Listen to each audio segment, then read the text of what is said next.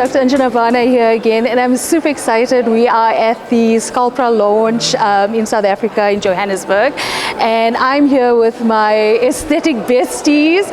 I've known these guys for years, and it's Dr. Zina Sheikh, Dr. Shaheen Dolly, an amazing husband and wife team, all the way from Nelspruit, which is in this amazing lush tropical jungle in South Africa. It's beautiful there. And the first time, I actually didn't remember the first time I met them, so someone just walked past. I remember the first time. Okay, so you always remember your first time. So I actually don't remember the first time I met them, but my husband does. We were at a Cosmetica in 2012, and we actually sat across from each other at dinner, and we're talking, but we didn't remember each other, but we were at a... It's a decade. Yes, like 10 years, and then we met again at a diploma course, and we've been good friends since then. And you know, if I need any advice, they are my go-tos. So I'm so. And vice versa. Oh, thanks.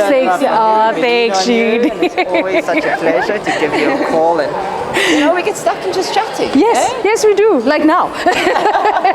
So I'm super stoked that they are here with me today, and we're just gonna rack their brains for some cool, innovative information. So Shaheen and Z are experts, and I'm going to say it. Yes, they are experts. Yes, on as much as you are an expert. Regenerative medicine, as well as treating the African patients. So it's super exciting. So Z, you do a lot of African patients. What is the difference? Like, is there any difference in terms of treating like a Caucasian patient or a white patient? Like, what do you find? Yeah, I mean, absolutely. There's different skin types, and they're prone to different conditions as well. So you have to respect the skin and always be cautious of post-inflammatory hyperpigmentation. I mean, that's the biggest thing. And what's your most popular treatment in terms of? Hey guys, can I just ask you to uncollaborate? This is very soft spoken. I knew it.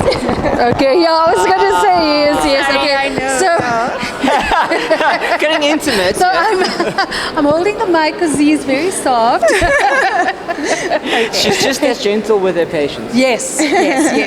So we were just talking about the African patient and the little nuances you need in terms of treating patients. So they're... So basically the skin, you've got to respect the skin, and it's much more prone to post-inflammatory hyperpigmentation. So with skin peels, with injectable treatments, all of that, you must always prepare the skin.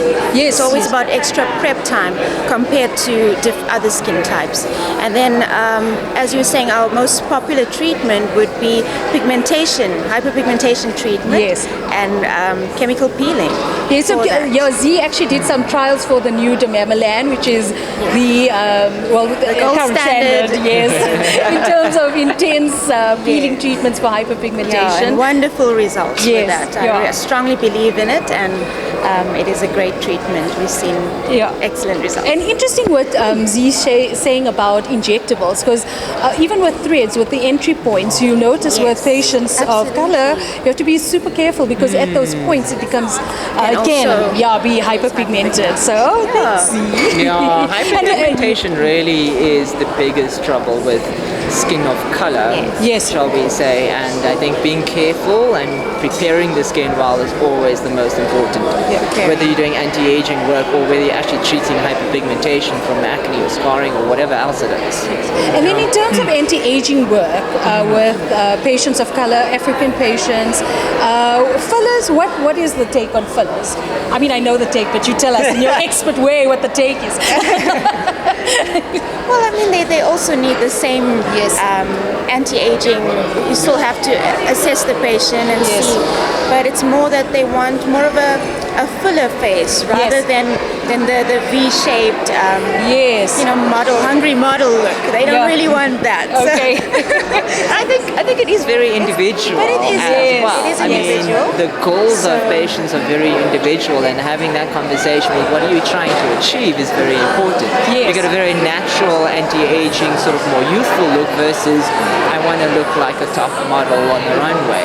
So each of these things need to be adapted carefully to your patient. But of course, you know that more than us. and taking in their socio-cultural state. States. And, Okay, cool. And then you guys do also a lot of regenerative stuff. So, you know, not PRP and PRF. I know we all do like PRP. Of course we do, yes. But you also do a nanofat as well as pericite. So can you tell us about like those? Yes.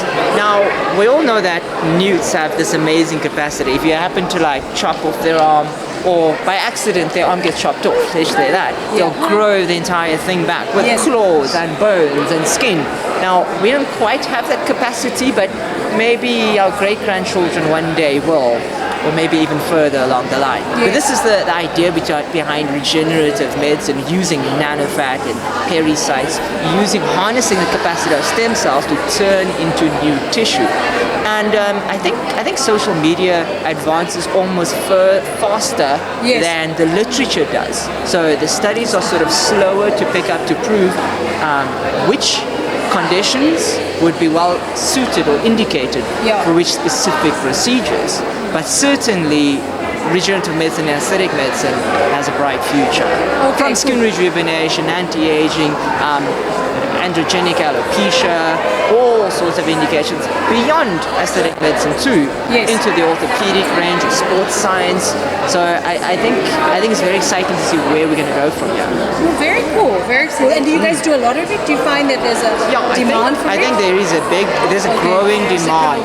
As the general population and patients are learning more and they're getting greater exposure, then the need becomes greater and the demand becomes higher. So I can certainly foresee that in the future, regenerative medicine is certainly going to grow in South Africa. Awesome.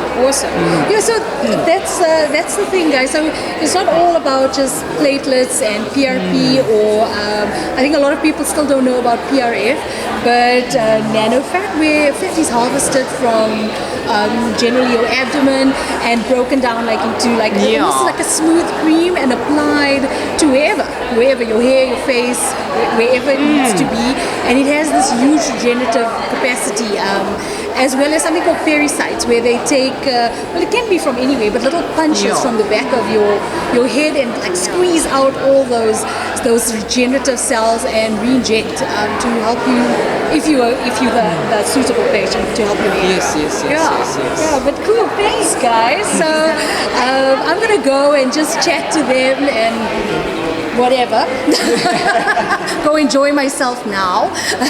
So but thanks for joining me, and then if you guys have any questions, drop them in the comments below, like, share and subscribe. Thank you. Bye bye.